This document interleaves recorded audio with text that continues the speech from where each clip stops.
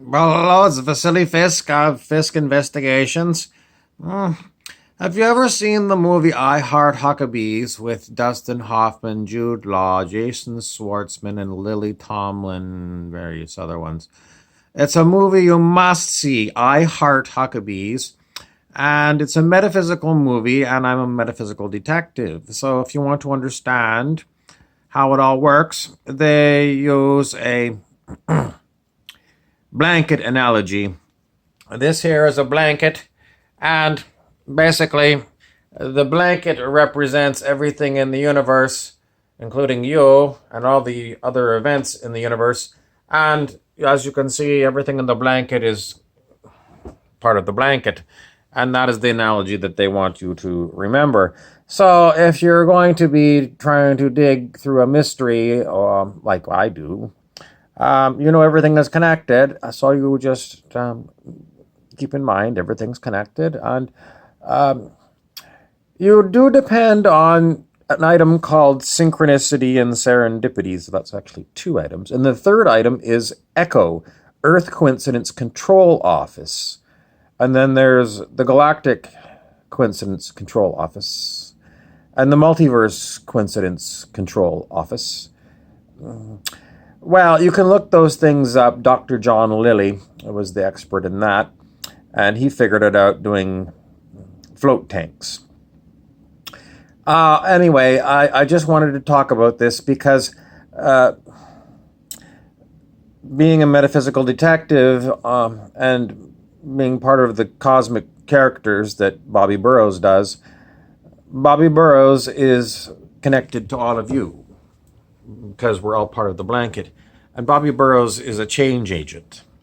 A change agent, basically,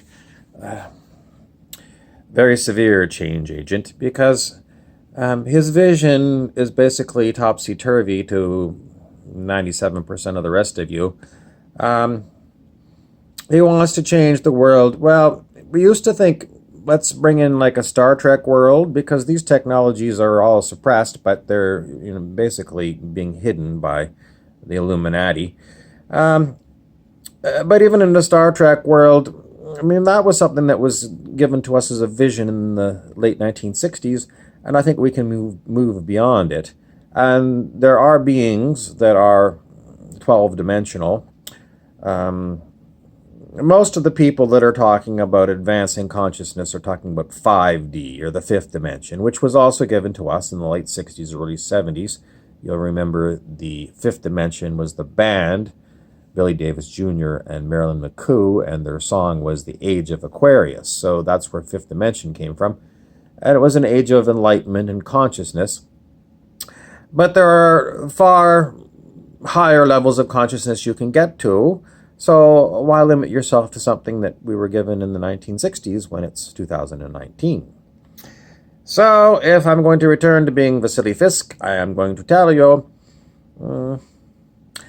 I am looking to change everything in your life. I'm going to bring fun to your life, but it means you're going to have to give up pretty much every boring thing you have in your life.